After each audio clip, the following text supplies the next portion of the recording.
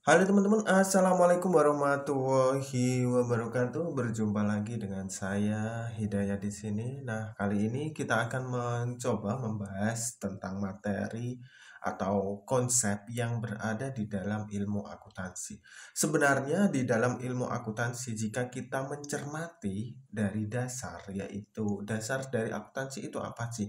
Dasar dari akuntansi itu adalah untuk mengetahui nilai keuntungan dan juga untuk mengetahui besaran aset yang dimiliki perusahaan serta modal pemilih dan kewajiban yang harus dibayar atau harus dikeluarkan. Nah, di sini saya ingin menjelaskan konsep dasar dari materi tersebut, di mana kalau kita merujuk pada konsep yang paling dasar, di sini saya menerangkan bahwa ada yang namanya aset dan juga ada yang namanya liabilitas plus ekuitas. Ini apa sih, teman-teman? Nah, persamaan ini aset sama dengan liabilitas plus ekuitas itu merujuk pada yang namanya neraca. Kita sebagai akuntan pasti di pertama kali itu diperlihatkan apa itu neraca. Walaupun ketika kita diperlihatkan akan neraca tersebut, kita tidak memahami apa itu neraca. Karena ketika saya awal juga belajar tentang akuntansi, saya tidak tahu apa itu neraca, apa itu aset, apa itu liabilities, dan apa itu equity. Saya tidak tahu. Tapi lambat laun ketika kita diberi pemahaman tentang yang namanya neraca, nanti kita dibawa flashback ke depan lagi, bagaimana sih kita mendapatkan informasi terkait dengan apa yang harus dimasukkan ke dalam neraca tersebut. Nah, di sini saya ingin menerangkan sedikit bahwa aset itu apa? Aset itu adalah sesuatu yang berupa harta yang dimiliki oleh perusahaan. Itu persamaannya seperti ini. Misalnya perusahaan itu punya uang 1M. Itu sama dengannya ini kan artinya harus sama. Harus sama-sama 1M. Tinggal pembagiannya seperti apa? Kalau aset itu 1M, maka liabilities plus ekuitas itu harus 1M. Liabilitas itu adalah utang. Dan ekuitas adalah modal, teman-teman. Sedangkan aset adalah harta. Berarti harta itu sama dengan utang plus modal. Misalnya seperti ini. Kalian ingin berusaha, ingin melakukan usaha jual beli mobil. Mobil itu satu unitnya adalah 500 juta. Padahal sekarang kamu punya uang itu sebesar 200 juta. Artinya kalian membutuhkan uang 300 juta. Nah, uang 300 juta ini berasal dari hutang. Makanya sama dengan 500 juta itu adalah aset yang dimiliki, yaitu satu mobil. Terus yang 500 juta di sebelah kanan itu adalah modalmu. Modal yang kamu miliki 200 juta dan hutang yang kamu miliki 300 juta. Nah, lebih jelasnya saya jelaskan dengan neraca yang ada di sini, teman-teman. Kita lihat neraca di sini berjumlah 50 juta dan 50 juta. Sama, dia seimbang. Yang namanya neraca kan gambarannya seperti ini.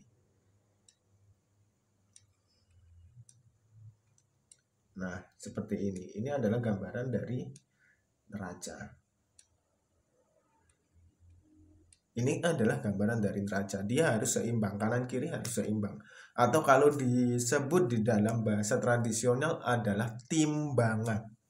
Ini bukan timbangan digital, tapi timbangannya itu berupa timbangan yang berbentuk konvensional. Ini adalah disebut dengan neraca. Maka jika kita memasukkan ke dalam ilmu akuntansi dengan istilah neraca tersebut, maka di kanan dan kiri itu harus imbang. Nah, untuk mencapai uang 50 juta ini, maka harta yang dimiliki oleh perusahaan meliputi punya uang kas 24 juta. Punya piutang usaha 5 juta.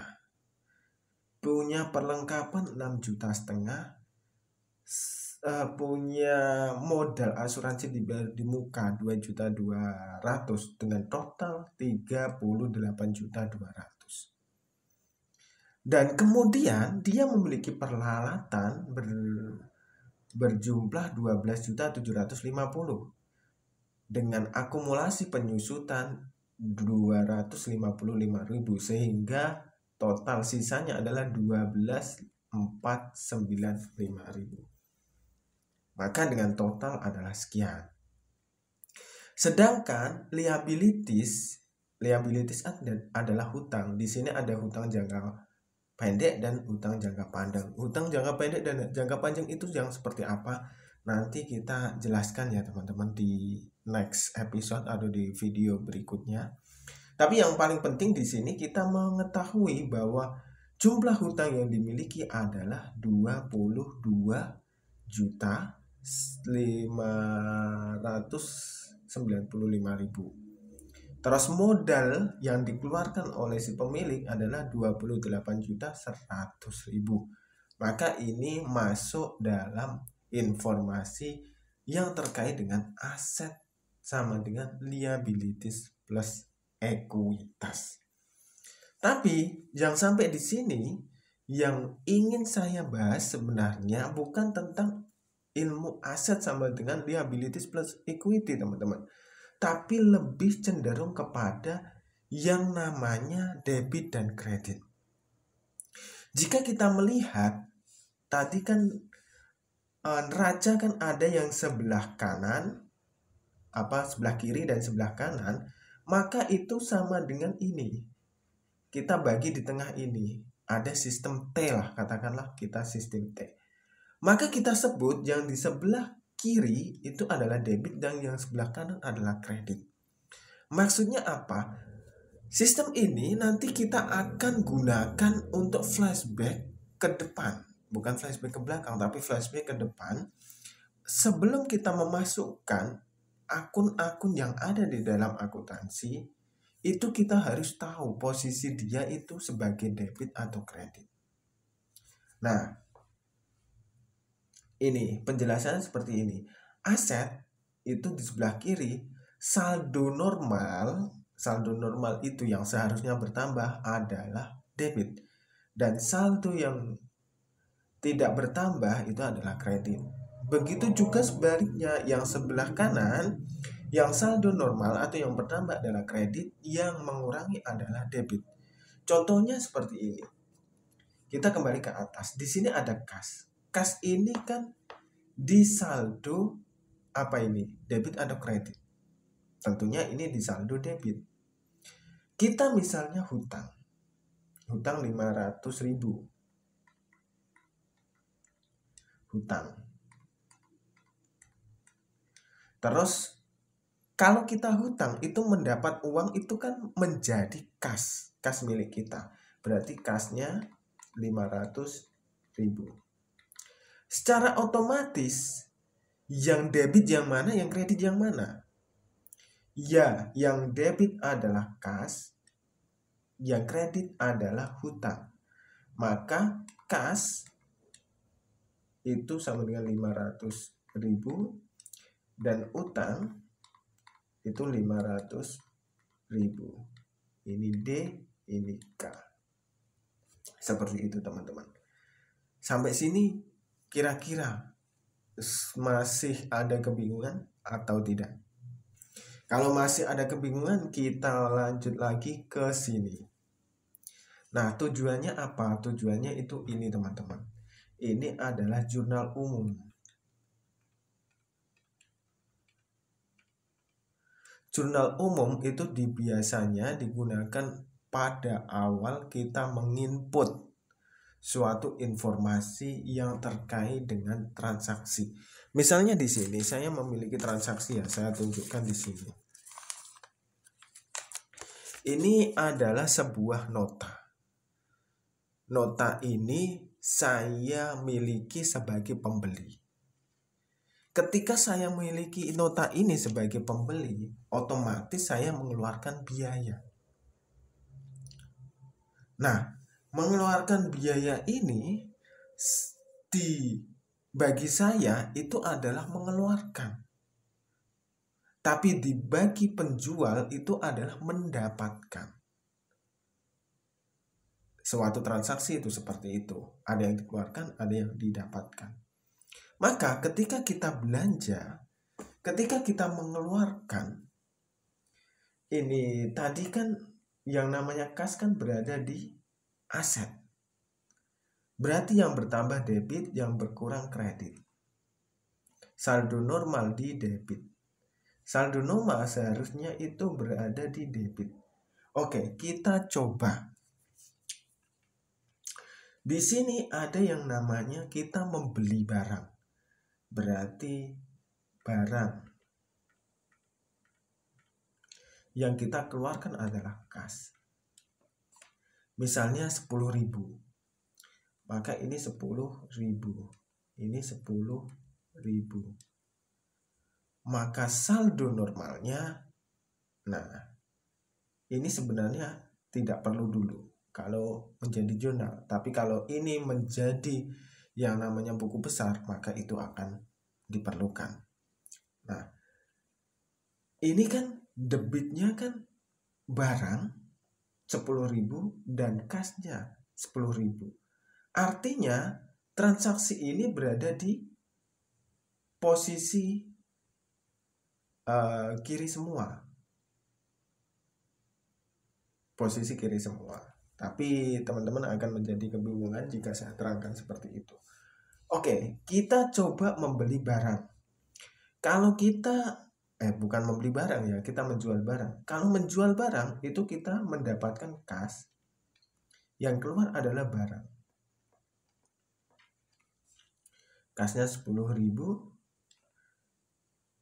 Terus ini barangnya 10.000. Artinya apa teman-teman? Artinya jika dibolak-balik ini bisa saja. Cuma dalam kata lain ini adalah berkurang. Dan ini adalah bertambah. Contoh lagi kita dimaksudkan dengan hutang ya. Misalnya ini kas, ini utang. 200.000, 200.000. Berarti hutangnya bertambah, kasnya juga bertambah. Karena apa? Karena utang itu adalah kewajiban. Utang. Dan kas adalah aset. Berarti saldo normalnya ini di debit. Ini saldo normalnya di kredit. Berarti sama-sama bertambah. Seperti itu teman-teman. Cukup dimengerti ya. Nah, nanti masuknya ke dalam sini teman-teman. Ini adalah akun-akun yang dimiliki oleh perusahaan yang dimana ini disebut dengan neraca saldo. Oke, kita sebut kas. Kas itu kan berada di debit. Piutang usaha berada di debit. Perlengkapan berada di debit. Asuransi di muka berada di debit. Peralatan di debit. Nah, utang ini sudah masuk ke sebelah mana? Sebelah kanan. Ini berarti di kredit. Terus ini prefer, ini di debit. Karena dia mengurangi. Ini sama-sama modal seharusnya, tapi dia mengurangi modal. Terus pendapatan jasa ini berada di kredit. Terus beban ini di debit. Seperti itu teman-teman. Jika teman-teman masih ada yang kurang bisa ditangkap atau kurang bisa dipahami, silakan komen di kolom komentar. Nanti kalau sekiranya masih kurang jelas, kita jelaskan di video berikutnya. Sampai jumpa di materi berikutnya dan wassalamualaikum warahmatullahi wabarakatuh.